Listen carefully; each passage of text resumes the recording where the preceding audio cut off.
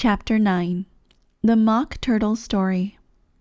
"You can't think how glad I am to see you again, you dear old thing," said the Duchess, as she tucked her arm affectionately into Alice's, and they walked off together.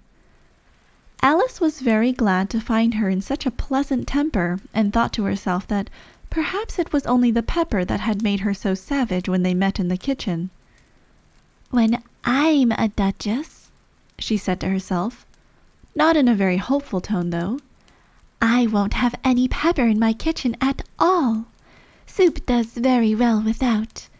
Maybe it's always pepper that makes people hot-tempered," she went on, very much pleased at having found out a new kind of rule. "And vinegar that makes them sour, and chamomile that makes them bitter, and barley sugar, and such things that make children sweet-tempered. I only wish people knew that. Then they wouldn't be so stingy about it, you know." She had quite forgotten the Duchess by this time, and was a little startled when she heard her voice close to her ear. "You're thinking about something, my dear, and that makes you forget to talk. I can't tell you just now what the moral of that is, but I shall remember it in a bit." "Perhaps it hasn't one," Alice ventured to remark. "Tut-tut, child," said the Duchess. "Everything's got a moral, if only you can find it." And she squeezed herself up closer to Alice's side as she spoke. Alice did not much like keeping so close to her. First, because the Duchess was very ugly, and secondly, because she was exactly the right height to rest her chin upon Alice's shoulder, and it was an uncomfortably sharp chin. However, she did not like to be rude, and so she bore it as well as she could. "The game's going on rather better now," she said, by way of keeping up the conversation a little. "'Tis so," said the Duchess. "And the moral of that is, oh, 'tis love that makes the world go round." "Somebody said," Alice whispered, "that it's done by everybody minding their own business." "Ah, well, it means much the same thing," said the Duchess, digging her sharp little chin into Alice's shoulder as she added, "and the moral of that is, take care of the scents, and the sounds will take care of themselves." "How fond she is of finding morals in things," Alice thought to herself. "I dare say you're wondering why I don't put my arm round your waist," the Duchess said after a pause. "The reason is that I'm doubtful after the temper of your flamingo. Shall I try the experiment?" "He might bite," Alice cautiously replied, not feeling at all anxious to have the experiment tried. "Very true," said the Duchess.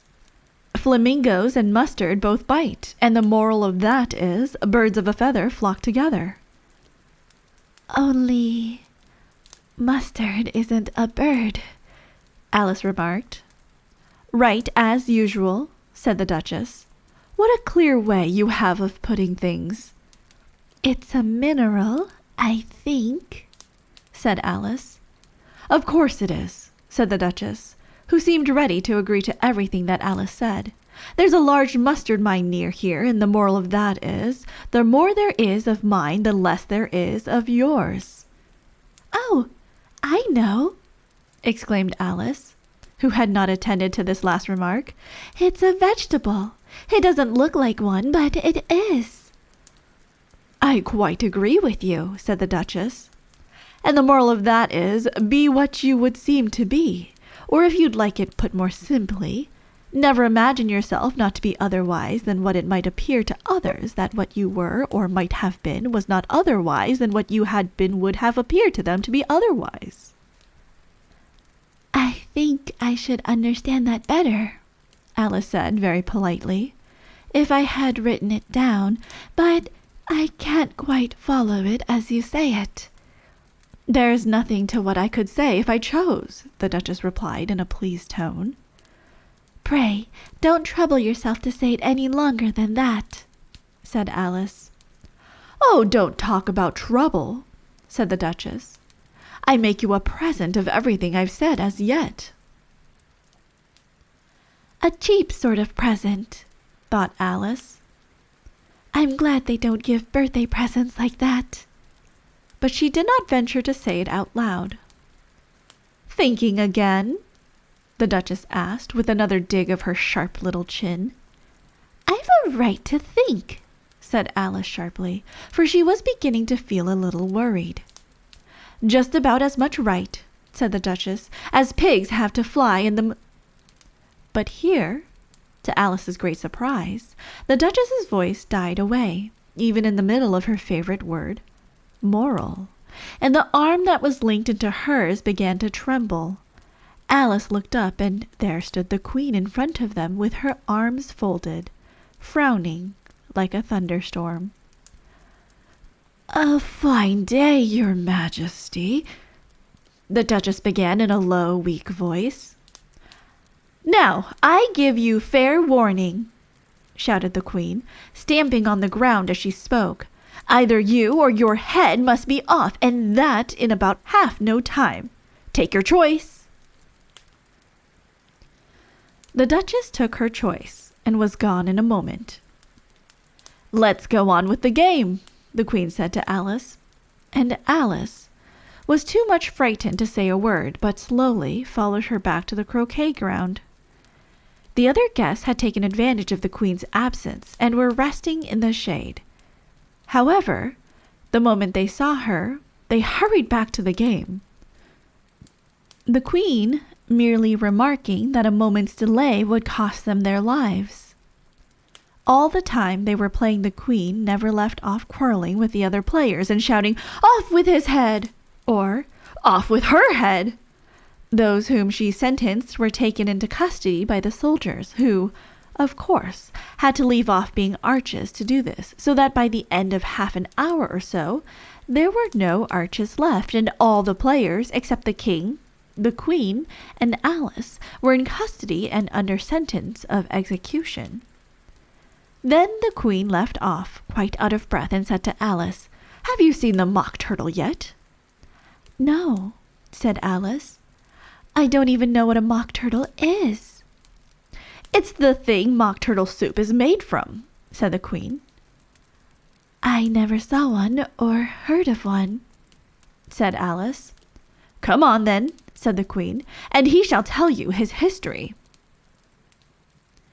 As they walked off together, Alice heard the King say in a low voice to the company generally, "You are all pardoned." "Come, that's a good thing," she said to herself, for she had felt quite unhappy at the number of executions the Queen had ordered.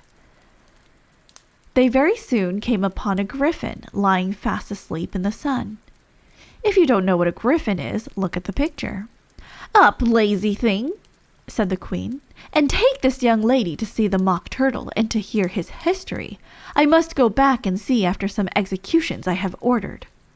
And she walked off, leaving Alice alone with the griffin. Alice did not quite like the look of the creature, but on the whole, she thought it would be quite as safe to stay with it as to go after the savage Queen. So she waited. The griffin sat up and rubbed its eyes. Then it watched the Queen till she was out of sight. Then it chuckled. "What fun!" said the griffin, half to itself, half to Alice. "What is the fun?" said Alice.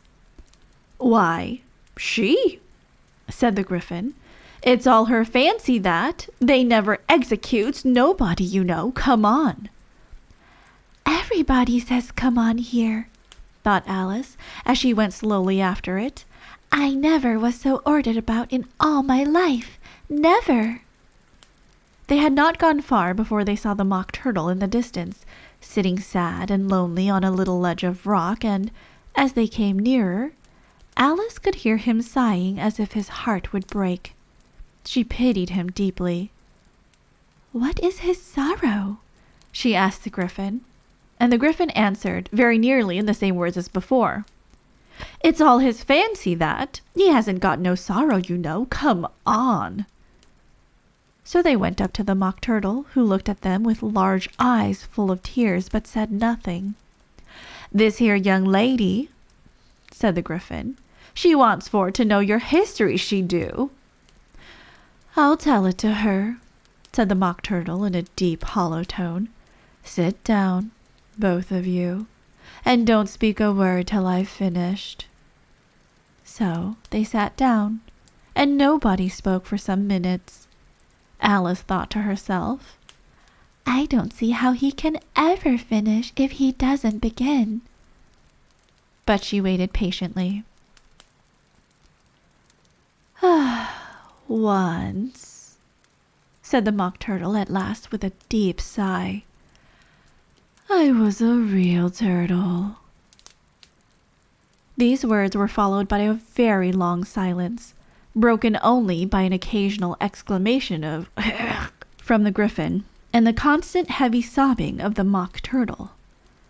Alice was very nearly getting up and saying, "Thank you, sir, for your interesting story." But she could not help thinking there must be more to come, so she sat still and said nothing. "When we were little," the Mock Turtle went on at last, more calmly, though still sobbing a little now and then, "we went to school in the sea. The master was an old turtle. We used to call him Tortoise."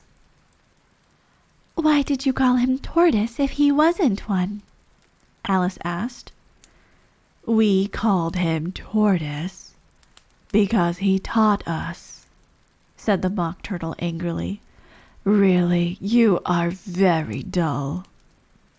"You ought to be ashamed of yourself for asking such a simple question," added the Griffin. And then they both sat silent and looked at poor Alice, who felt ready to sink into the earth. At last the Griffin said to the Mock Turtle, "Drive on, old fellow, don't be all day about it." And he went on in these words, "Yes, we went to school in the sea, though you mayn't believe it." "I never said I didn't," interrupted Alice. "You did," said the Mock Turtle. "Hold your tongue," added the Griffin before Alice could speak again. The Mock Turtle went on. "We had the best of educations. In fact, we went to school every day." "I've been to a day school too," said Alice. "You needn't be so proud as all that." "With extras?" asked the Mock Turtle a little anxiously. "Yes," said Alice. "We learned French and music." "And washing?"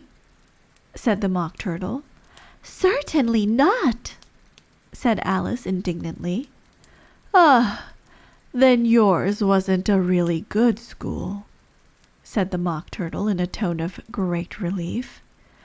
"Now, at ours, they had at the end of the bill French, music, and washing. Extra." "You couldn't have wanted it much," said Alice, "living at the bottom of the sea." "I couldn't afford to learn it," said the Mock Turtle with a sigh. "I only took the regular course." "What was that?" inquired Alice. "Reeling and writhing, of course, to begin with," the Mock Turtle replied.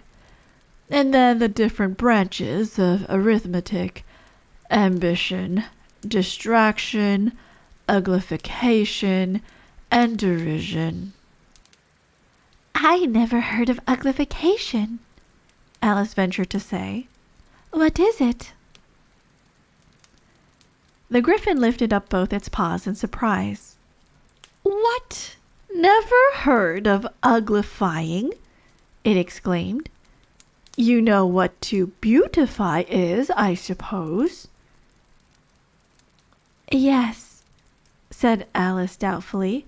"It means to make anything prettier." "Well, then," the Griffin went on, "if you don't know what to uglify is, you are a simpleton."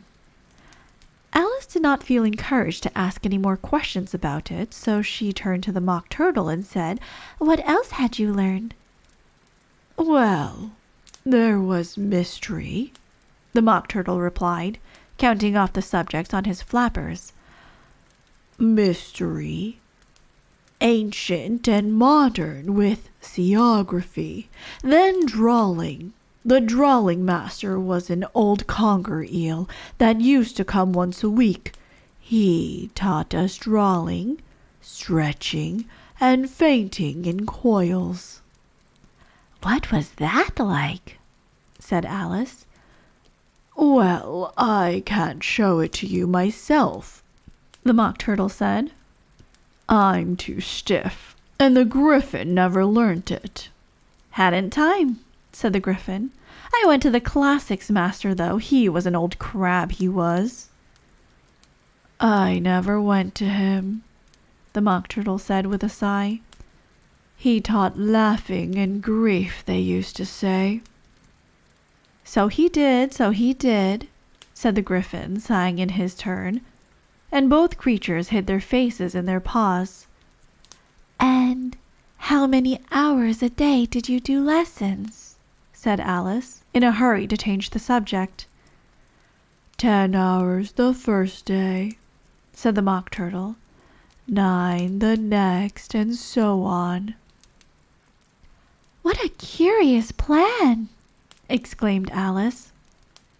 They're the reason they're called lessons, the Griffin remarked, because they lessen from day to day. This was quite a new idea to Alice, and she thought it over a little before she made her next remark. Then the 11th day must have been a holiday. Of course it was, said the Mock Turtle. And how did you manage on the 12th? Alice went on eagerly. That's enough about lessons, the Griffin interrupted in a very decided tone. Tell her something about the games now.